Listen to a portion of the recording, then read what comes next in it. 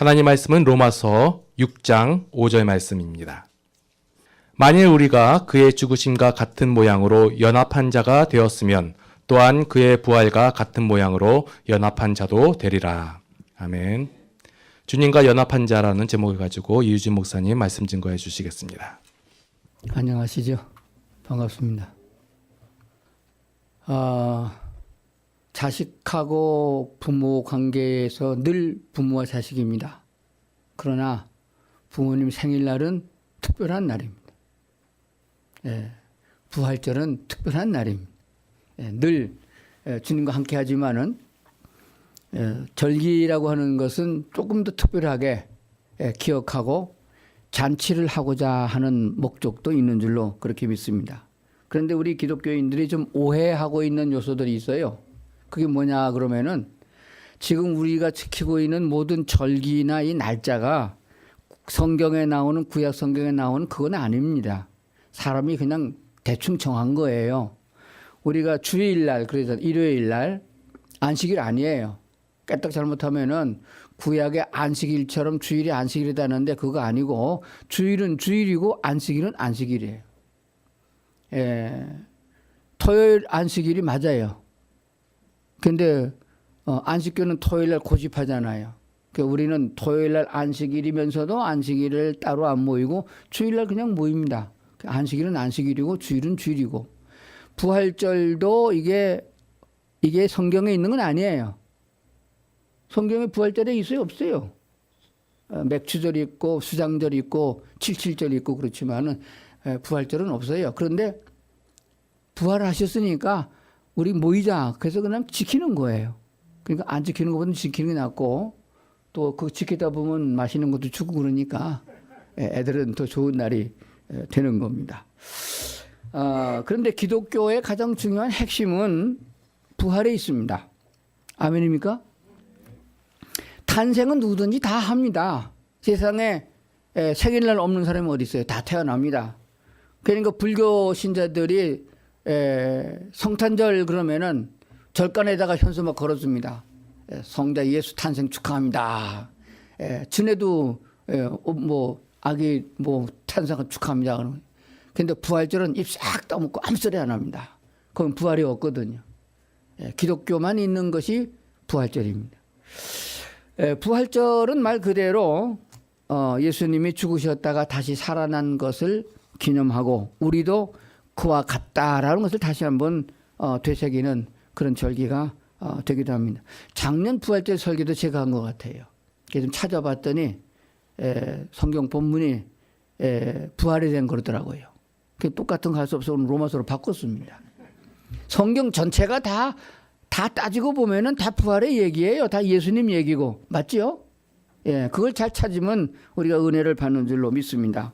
근데 어떤 사람들이 예수님이 죽었는데 십자가에 그 더군다나 공개적으로 처형당해서 확실한 증거에 의해서 무덤에 장사됐고 살아나지 못하도록 헛소문 못 퍼뜨리도록 그렇게 해서 도장 찍어가지고 군병들이 지키기까지 했답니다. 그런데 예수님 부활했거든요.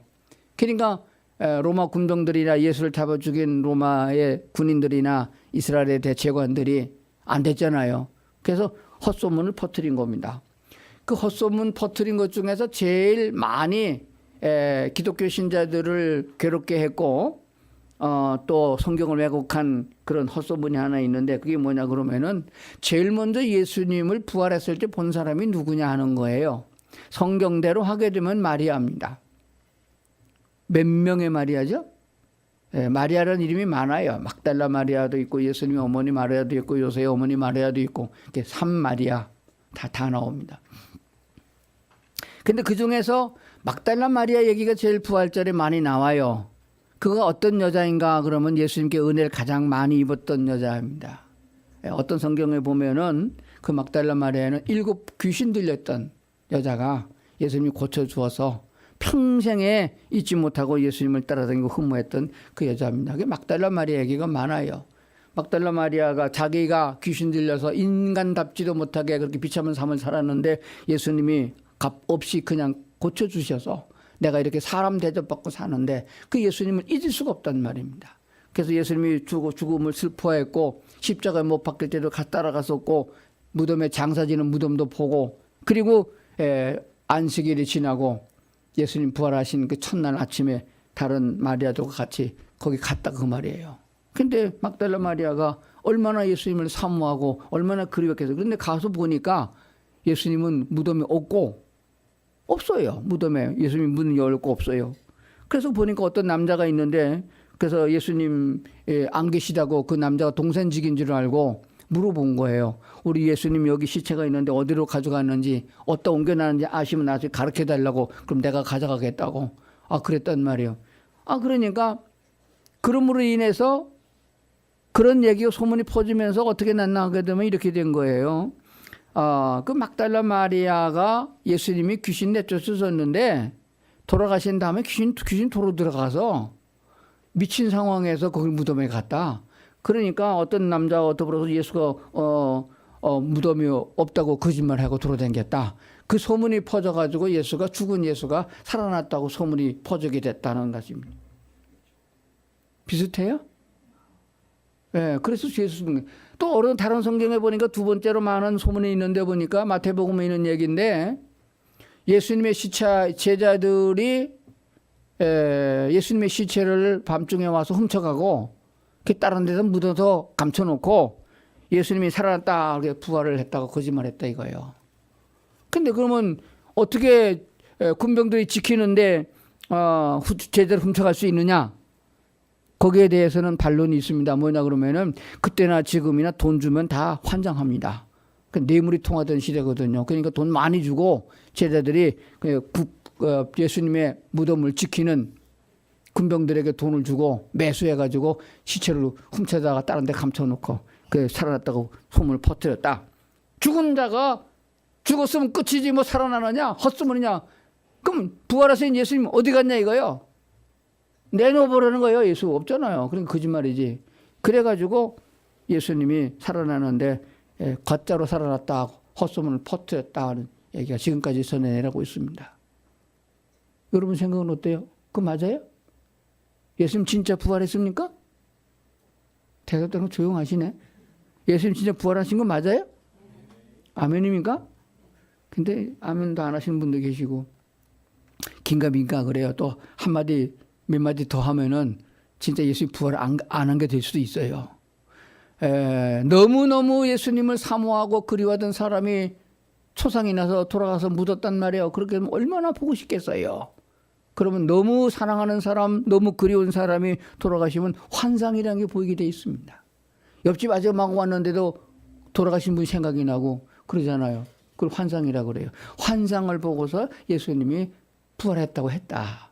또 어떤 얘기가 있나 그러면은 유령을 보고 헛개비를 보고 예수님 살아났다 하는 얘기도 있습니다. 그거 일일이 다 얘기하게 되면 오늘 다시 그냥 지나가요. 그런 소문이 있는데 다 헛소문입니다. 왜 헛소문이냐 하나하나 반박을 하다 보면은 그것도 시간 많이 가요. 그럴 필요가 없어요. 아무리 예수님이 살아난 것이 맞다고 성경을 찾아서 과학적으로 의학적으로 증명을 다 해줘도 안 믿을 놈은 안 믿어요. 정말입니다. 예수님이 십자가에 못 박힐 적에 그때에 그 주변에 있었던 사람들이 예수를 보고 뭐라고 조롱한지 아시겠어요? 예수 네가 하나님의 아들이라면은 네가 하나님이면은 성전을 사흘에 헐고 짓는 자면은 네가 먼저 거기서 십자가에서 내려와 봐라. 그럼 우리가 믿겠다 그랬어요. 진짜 예수님이 십자가에서 내려오면 그들이 믿을까요? 다 도망가고 안 믿지. 여기 옆집에 조치원에서 예수님이 살아난 걸 봤다. 가보자. 가서 봤어도 안 믿어요. 긴가만가 하지. 그래서 믿을 사람은 믿고 안 믿을 사람은 안 믿으니까 그런 거 씨름하지 말고 그냥 믿으면 되는 거예요.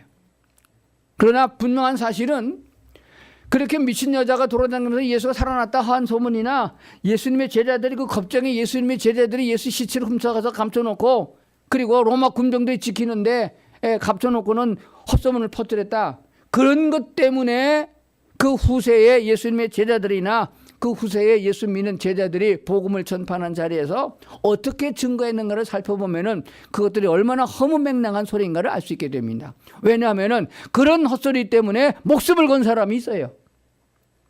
예수님의 제자들은 전부 다가 순교했는데, 요한을 빼는 거 다 순교했는데 비참하게 거꾸로 십자가에 매달리기도 하고 그렇게 순교한 제자들이 있는데 생각해 보십시오. 그런 헛소문에 팔려서 목숨을 걸 사람들이 있나요? 그건 있을 수 없는 일이에요. 사람들이 얼마나 대단한 사람들인데 자기의 거기 목숨을 겁니까? 그러므로 예수 그리스도는 부활하는 것이 확실하고 맞습니다. 그러면은 왜 못 믿느냐? 믿으라 한다고 믿을 게 아니에요. 아주 성서적으로 대답하면은 성령이 임하지 않아서 못 믿는 겁니다. 그러니까 교회를 나가는 사람과 믿는 사람의 차이가 거기 있는 거예요. 그러면 또 따집니다. 왜 하나님이 어떤 사람에게 성령을 주고 난 성령을 안 주냐고 따지는데, 그 따지는 사람이 못된 놈이에요. 그래서 성령이 안 오는 겁니다. 그래서 우리가 하는 게, 우리 스스로를 내세우는 자세는 성경을 공부하는 것도 아니고 연구하는 것도 아닙니다.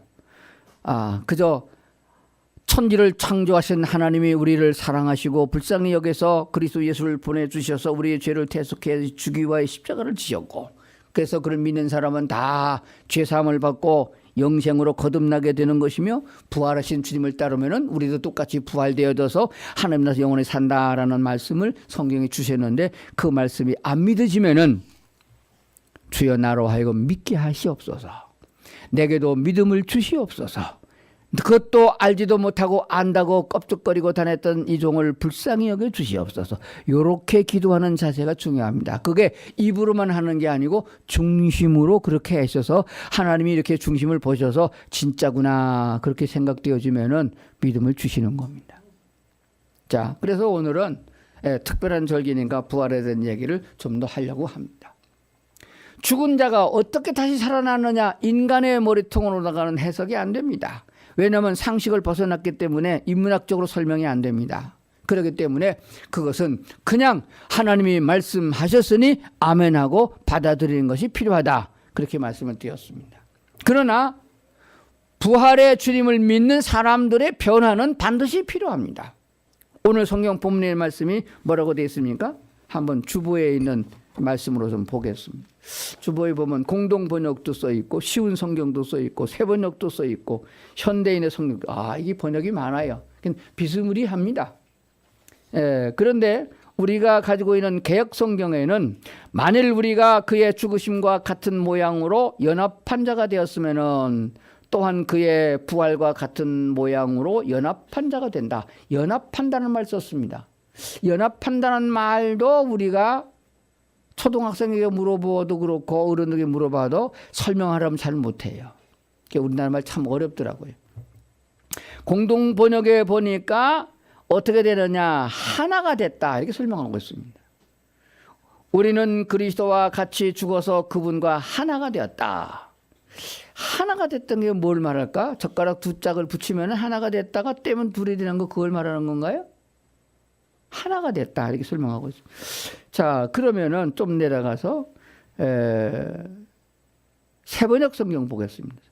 우리가 그의 죽으심과 같은 죽임을 죽어서 그와 연합한 사람이 되었으면 우리는 부활에 있어서도 또한 그와 연합하는 사람이 될 것입니다. 그러니까 이건 또 나눠놨어요. 죽으심과 같은 이렇게 말했었고 다음에는 연합 그렇게 썼습니다. 그러면 저는 이제 목사로서 이제 이것을 다 종합해서 쉽게 말씀드리려고 생각합니다. 예수 그리스도가 우리의 죽을 것을 대신해 죽으셨다. 그걸 믿으면은 주님이 부활했을 때에도 그분이 부활했은 모습으로 같은 모습으로 부활된다라고 하는 사실을 말씀드립니다. 그게 어떻게 된 것이냐라고 하는 말을 설명해 봅니다. 만일 우리가 그의 죽으심과 같은 모양으로 죽었으면은, 같이 죽었으면은 그럽니다. 그래서 이 로마서 6장의 시작이 뭘로 될 것 같으면은 침례에 대한 얘기로 써주고 있습니다. 6장을 한번 보겠습니다. 6장 4절부터 보면 그러므로 우리가 그의 죽으심과 합하여 침례를 받음으로 그와 함께 장사되었나니 이렇게 시작한 거거든요.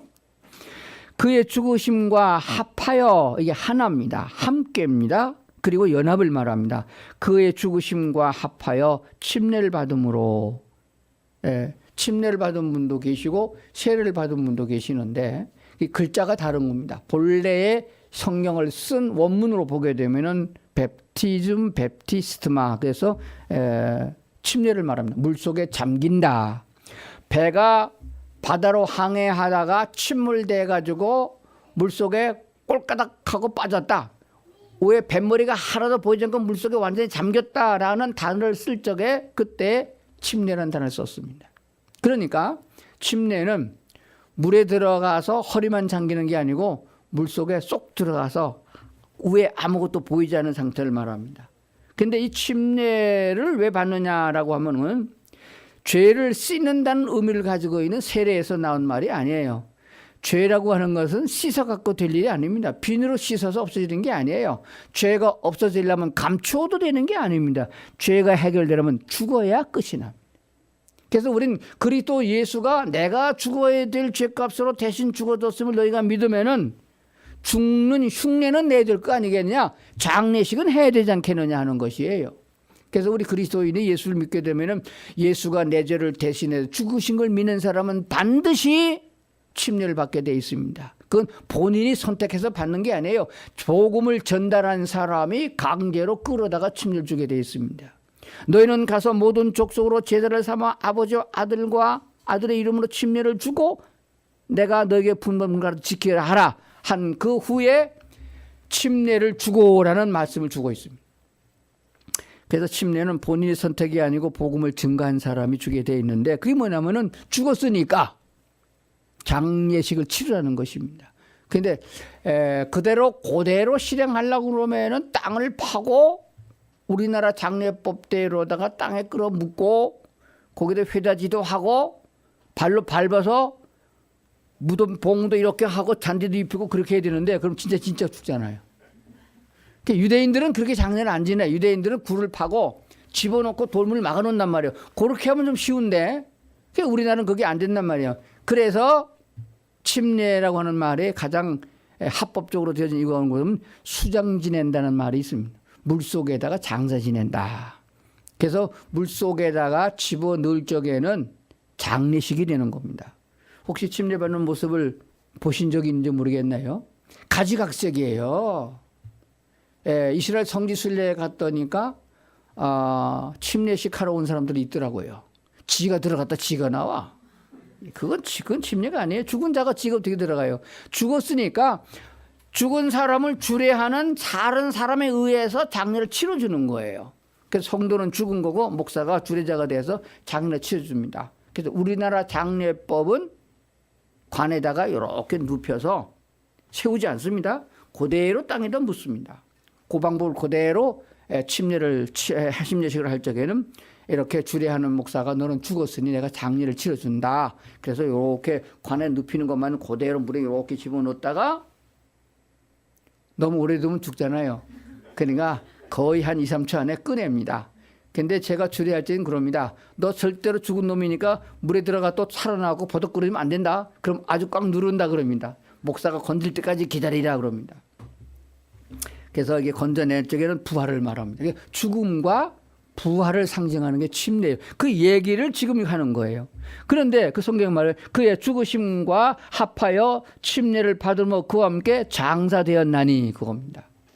그래서 오늘 본문에 보니까 우리가 알거니와 우리의 옛사람이 예수와 함께 십자가에 못 박힌 것은 그의 만일 우리가 그의 죽으심과 같은 모양으로 연합한 자가 됐으면 그러니까 함께 그런 말이 됩니다. 그래서 죽을 적에도 연합이고 죽을 적에도 같이고 부활 때에도 연합이고 부활 때도 같이 그런 말이 되어집니다.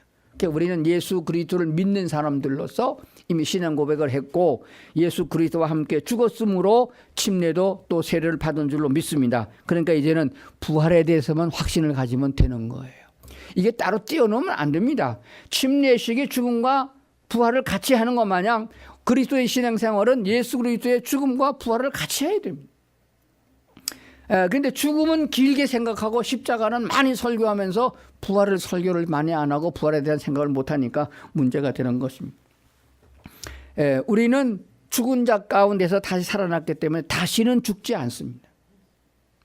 그래서 요한복음 11장에 죽었던 나사로를 살릴 때 예수님이 그들에게 한 얘기가 있습니다. 나는 부활의 생명이니 죽어도 살 것이고 살아서 믿는 자는 영원히 죽지 아니하리라, 이렇게 말씀했습니다. 죽어도 산다는 말은 육체가 죽었을 적에 다시 살아난 말이고, 지금 여러분이 살아서 예수를 믿잖아요. 그럼 영원히 사는 거예요. 예수 그리스도의 영이 우리 가운데 들어와서 우리가 사는 겁니다. 사는 자는 계속 믿잖아요. 사는 자는 영원히 죽지 않는다, 그런 말입니다. 제가 많은 다른 교회 가서 집회하면서 물어봅니다. 우리가 죽었다가 살아날 줄로 믿습니까? 다 믿는다고 그래요. 그러나 살아날 때에 어떤 모양으로 다시 살아나느냐라고 하는 점에 대해서는 대답하는 사람이 거의 없습니다. 그게 고린도전서 15장에 나오는 얘기니까 잠깐 같이 보시겠습니다. 고린도전서 15장을 찾으시길 바랍니다. 고린도전서 15장을 부활장이라고도 합니다. 부활에 대한 얘기를 잘 써주고 있습니다. 다 생략하고 35절에 가서 보겠습니다. 35절, 36절 다 같이 보겠습니다. 시작. 누가 묻기를 죽은 자들이 어떻게 다시 살며 어떠한 몸으로 오느냐 하리니. 36절 제가 봅니다. 어리석은 자여, 내가 뿌리는 씨가 죽지 않으면 살아나지 못하겠고, 또 내가 뿌리는 것은 장래의 형체를 뿌리는 것이 아니오 다만 밀이나 다른 것의 알맹이 뿐이로되, 하나님이 그 뜻대로 그에게 형체를 주시되 각 종자대로 형체를 주신다, 그런 말씀이죠.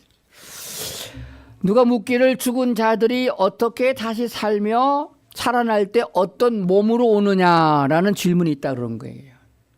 근데 그것까지 생각 안 하고 예수 믿는 것 같아요. 그러니까 예수를 믿어도 기쁨이 없고, 부활절이 돼도 부활의 예수를 믿는다고 하면서도 감사도 없고 기쁨도 없는 거예요. 왜 그러냐? 우리가 다시 살아날 때 우리 몸이 어떤 몸으로, 영혼만 살아나는 줄 알아요. 그 영화도 보면 뭐 영혼과 사랑 그런 게 있어 보면 영혼만 살아나가 육체가 살아나는 게 없어요. 우리 몸이 다시 산단 말이에요.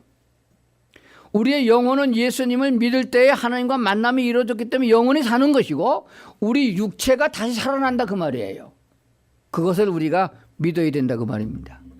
여러분이 자동차에 치여 죽건, 총에 맞아 죽건, 늙어 죽건, 병들어 죽건, 죽었다가 무덤에 장사 지냈는데 유대인처럼 시체가 남아난 게 아니고 화장을 해버렸어요. 그게 다 타버렸어요. 그런데도 몸이 다시 살아난다, 그 말이에요.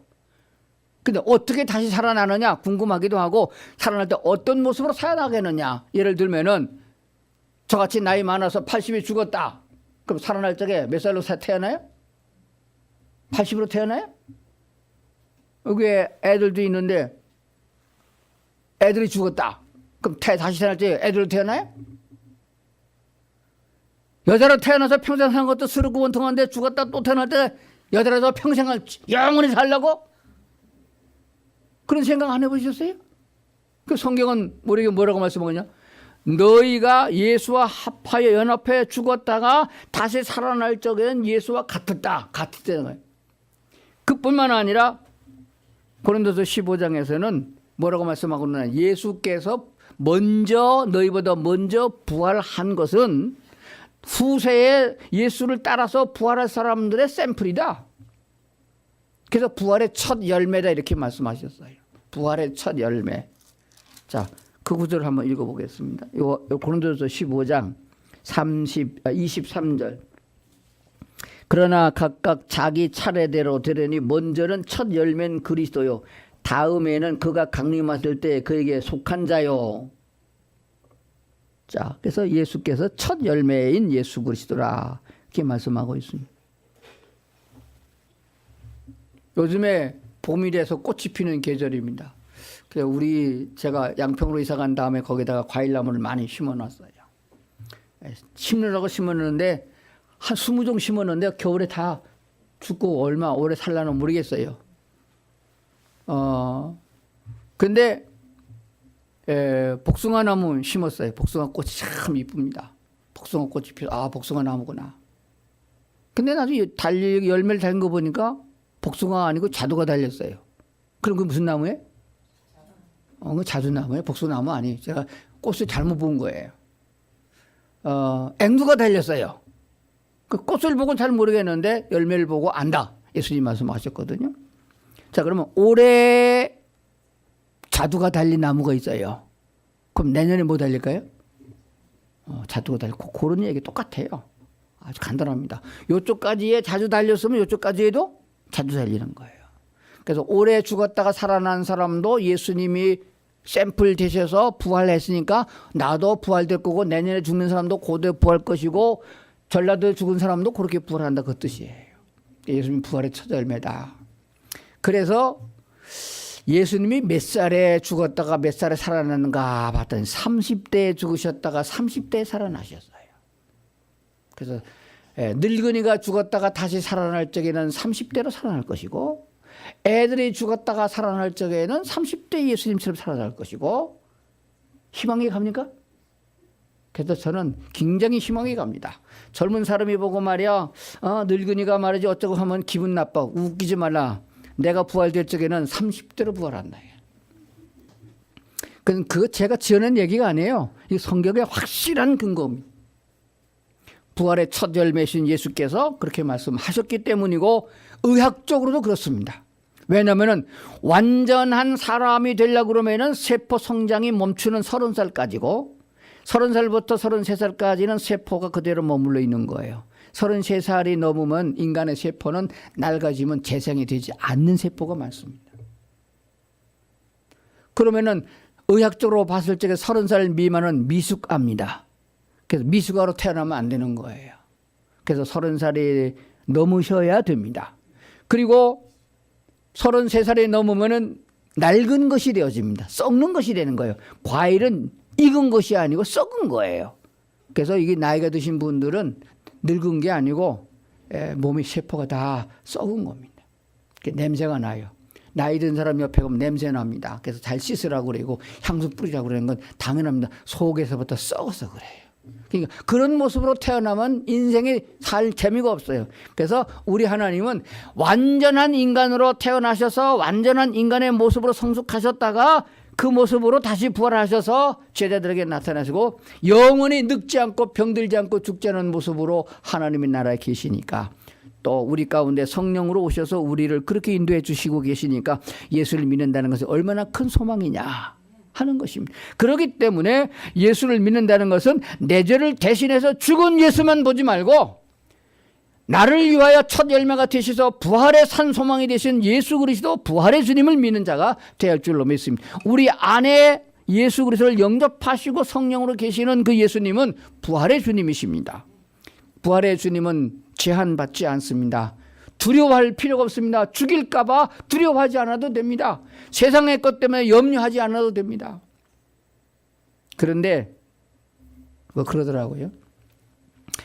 예수님이 좀 부활하셨으면은 죽은 자 가운데서 죽음 가운데 살아난 게 확실하면은 좀 멋있게 부활하셔서 제자들에게 아주 그냥 큰 공을 좀 세워주면 좋을 텐데 예수님들 방에 있는데 싹 나타났다가 싹 사라졌다가 없어졌다가 바닷가에 또 베드로 찾아갔다 싹 없어졌다가 나중에는 좀 없어졌다가 40일 계시다는 사실도 뭐한지도 모르겠어. 그러다가 하늘에 쑥 올라가셨다 이거예요. 아이고, 제가 전도사 때 그런 생각을 했습니다. 내가 예수님이라면 그렇게 부활 안 했을 것이다. 어떻게 했을 것 같아요? 제일 먼저 빌라도의 법정에 가서 빌라 앞에 딱 서가지고 야! 나 살았다. 나와. 무릎 꿇어. 그렇게 하고 그 다음에 대제사장들 서기관들 바리새인들 모인 회당에 딱 가가지고 딱 나타나가지고 다 나와. 무릎 꿇어. 그랬더만 말이 그는 난리가 나는 거 아니겠어요. 그리고 그냥 베드로를 시켜가지고 나중에 4,000명 회개하고 5,000명 회개 그렇게 해서 예수님이 딱 그리고 섰으면 말이지 온 세계 사람이 다 주 앞에 무릎을 꿇을 거 아니겠어요. 그렇게 멋있게 교회를 세우면 얼마나 좋겠어요.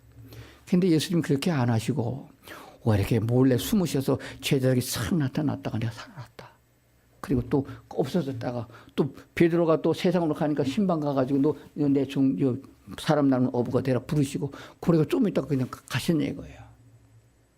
거기에는 우리 인간의 머리로 계산할 수 없는 깊은 뜻이 있습니다. 깊은 뜻이 있습니다. 그게 뭐냐 그러면은 그렇게 해서 구약 성경에 보면 그렇게 해서 이스라엘 백성이 말 안 들으면 다른 나라를 옆에 나라를 들어가지고 이스라엘을 쳐가지고 블레셋을 들어서 치고 모압을 들어서 치고 애굽을 들어서 치고 그렇게 죽여 패가지고 벼락을 내리고 진병을 내리고 연병을 내리고 그렇게 죽여 패가지고 내 백성이 되라 날 사랑하라 했더니 그들이 하나님 사랑 안 하고 얻어먹을 때면 하나님 아버지 그러고 여호와 하나님 그러고 좀 떨어지면 세상을 가버리고 그렇게 돼버린단 말이에요.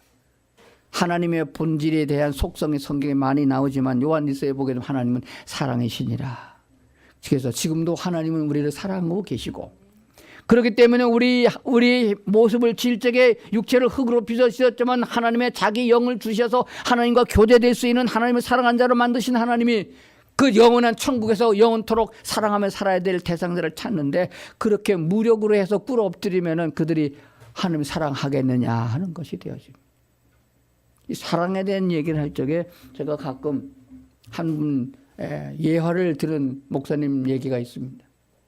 전직이 깡패인데 그냥 보통 깡패도 아닙니다. 아주 무지막한 살인 강도 깡패 두목이 있는데 그가 밀수범들을 경찰이 덮쳐서 도망간 사이에 그 밀수품을 훔쳐오는 그런 일도 했어요.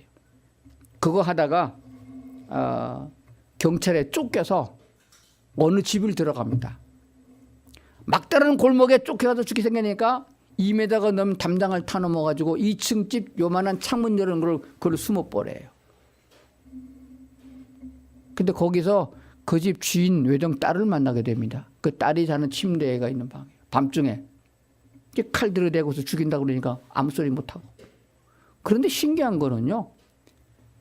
아주 얕은 조그만 미등 하나 켜놓은 데다가 칼 대고서 그런 상황이 났는데 거기서 그 깡패 두목이 그 여자한테 마음이 통했어요. 그 희한한 일이죠. 세상 천지에 이렇게 이쁜 여자는 처음 봤다는 거예요. 그래서 사랑하게 됐습니다. 사랑이 생긴 거예요. 그러면 그 여자 강제로 납치해서 끌고 가요? 아니면 그냥 가야 돼요? 그래서 털끝 하나 건들지 않고 손 하나 안 잡아보고 거기 새벽녘에 잘 있으라고 그러고 어느 학교 다니냐고 물어보고 이름이 뭐냐고 물어보고 전화번호 물어보고 안 가르쳐주세요. 그거 다 적어가고 갔어요. 그 다음날부터 전화해가지고서는 내가 그 사람인데 너랑 하룻밤 같이 사는 사람인데 만나자고 그러고 대학교 문턱에 서가지고 딱 만나가지고 만나자고 그러고 사랑을 구해야 합니다. 근데 그 여자가 그 남자 사랑해요? 안 하지. 할 수가 없지. 그 나중에 하다하다 안 돼가지고 그 여자를 강제로 납치해 갑니다. 그 산속에다 묻어놓고 움막에다가 둬놓고 강제로 자기 부인을 만들어서 관계를 합니다. 그래서 애를 둘이나 낳았어요. 그러다가 또 잡혀가지고 그 남자가 교도소를 갔어요. 교도소에서 예수를 믿었습니다. 새 사람이 됐어요. 그래 나와서 신학교를 다녀가지고 목사가 됐습니다. 그 목사님이 돼가지고 부흥회를 하는데 제가 왕년에 이런 놈이었는데 하나님의 은혜로 이렇게 목사가 됐습니다. 집회하는 자리에 그 부인이 애들 둘 데리고 집회에 참석했어요. 집 나갔지만. 그런데 결국 어떻게 됐느냐. 그 여자가 애가 둘이 낳았지만 그 남자를 사랑해서 그 남자에 가느냐. 안 갔어. 그냥 가버렸어. 그 싫어합니다. 그 목사님 이름이 제가 공개를 안 하지만은 책도 나오고 영화도 나왔습니다.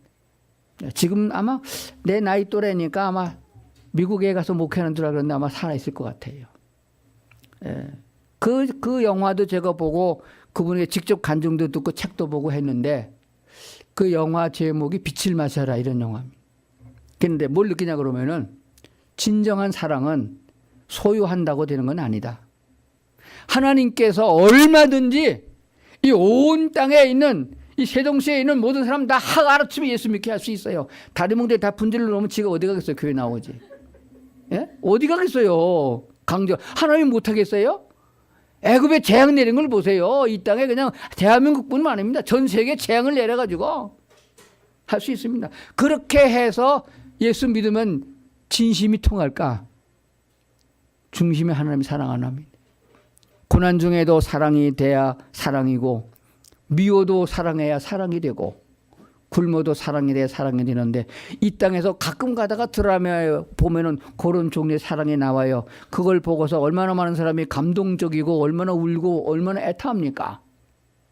근데 그건 드라마잖아요.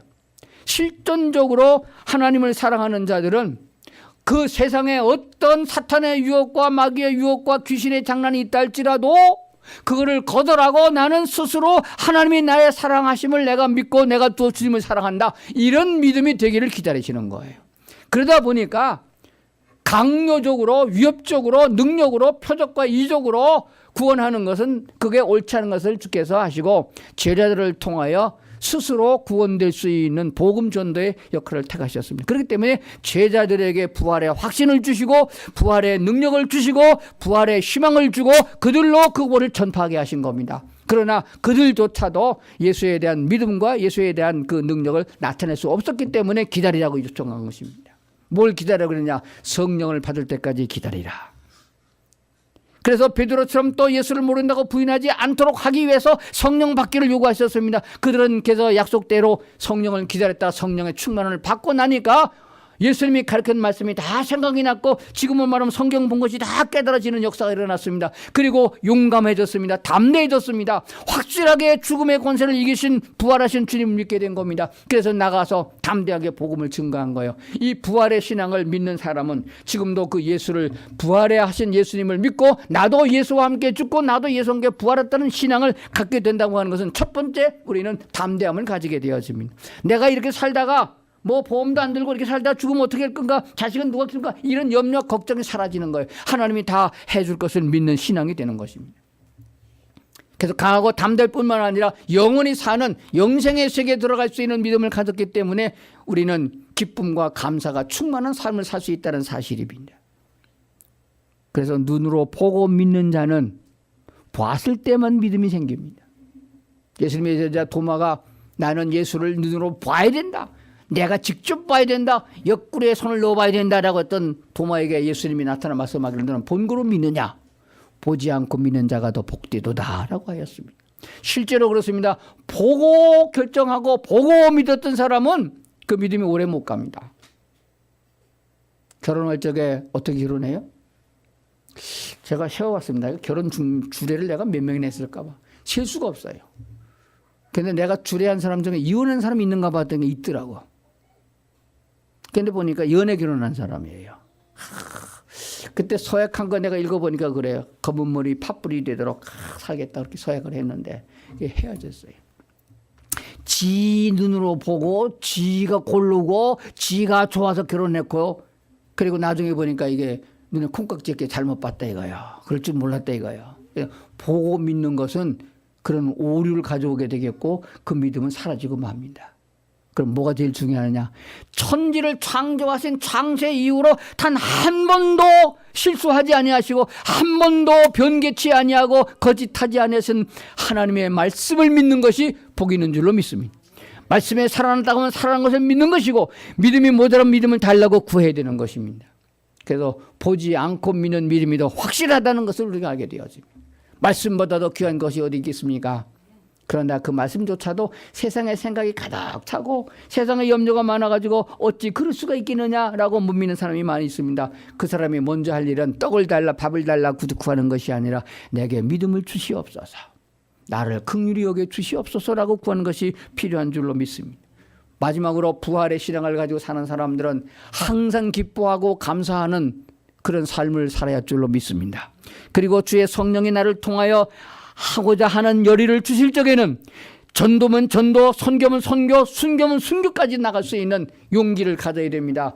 부활의 신앙을 가진 사람은, 하늘에 확실한 믿음을 갖고 있는 사람들은 어떤 경우도 순종할 수 있으며 무엇이든지 감당할 수 있는 용기를 가지게 되는 것입니다. 이 믿음을 가지고 세상을 살게 되어지면 체험을 하게 되어집니다. 체험이 없는 신앙은 이론에 불과합니다. 그래서 기독교 신앙을 체험의 신앙이라는 이유가 거기에 있습니다. 내가 죽은 자 가운데서 다시 육체가 살아날 것을 믿고 내 영혼이 지금 살아서 하나님과 교제가 있고 하나님이 나를 붙잡고 계시고 나를 도와주시길 확실히 믿는 사람은, 사망에서 생명으로 옮겼다는 확실한 말씀이 믿어지는 사람은 주님을 위해서 내가 무엇을 할 것인가를 생각할 적에 할 수 있는 용기와 힘을 주십니다. 그 믿음의 바탕에서 봉사도 되고 헌금도 하고 전도도 하고 하는 것이에요. 하나님은 그래서 억지로나 인색함으로 하는 것을 원하지 않습니다. 무엇이든지 그렇습니다. 스스로 사랑이 돼야 됩니다. 옆구리 찔러가지고서 사랑의 고백을 받아가지고는 안 됩니다. 부부간에도 그래요. 자기 생일을 잘 안 챙겨주는 남편이 있어가지고 그래서 그 세미나에 갔다니까 그거를 해결하는 방법이 뭐니까 옆구리를 찌르라고 그렇게 해줬습니다. 그래서 3일 전에 달력에다 크게 내 생일을 써놨어요. 그 남편이 딱 봤어요. 생일 챙기지. 그러면서 또 그날 또 잘 잊어버려요. 그러니까 이틀 전에 또 소스를 주고 아침에 나갈 적에 오늘 내 생일 일찍 들어와 그렇게 말을 하래요. 그러면 남편이 다른 약속 안 잡고 일찍 들어온다는 거예요. 그 나가서 일하다 보면 그것도 잊어버려. 또 늦게 들어온다고. 그럼 중간에 또 전화하라는 거예요. 그렇게 옆구리 찔러가지고서 사랑의 인사를 받아서 그게 뭔 사랑이 되겠어요. 입 딱 다물고 안 가르쳐줘도 탁 챙겨주고 사랑한다 그래 진짜 사랑이지. 근데 말로 사랑한다고 되겠어요? 요즘엔 뭐 꽃도 한 번 안 사다 주고 그런 여자들이 있다고 그랬는데 나도 생각해보니까 꽃 사다 준 적이 눈 씻고 봐도 있나 없나 생각이 잘 안 나요. 저는 그거 아까워서 웃으면 그 전에 차라리 고기 사다가 같이 먹는 게 낫지. 그래서 마음에 있는 사랑, 우리 하나님은 마음보다 더 깊은 중심에 있는 사랑을 원하십니다. 그런데 하나님은 뭐라고 말씀하셨습니까? 에베소서 6장에 보니까 내가 먼저 너희를 사랑했으니 그 사랑이 깨달아지면 조금만 응답해 달라. 무한한 사랑으로 너희를 사랑했고 너를 대신해서 십자가의 고난을 마다하지 않고 너를 구원해 주셨으니 그 사랑이 깨달아지면은 조금 표시해 달라. 그것이 입술의 열매의 찬양. 하나님을 찬양하고 하나님을 사랑한다고 고백하라.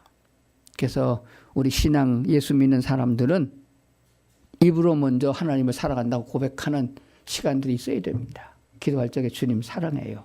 그게 쑥스러워서 잘 안 되면은 충청도 사람들 잘 못하잖아요. 그러면 주님 사랑해요 이런 복음 찬송가 있어요. 그걸 대신하면 돼요. 그리고 아멘 하면 됩니다.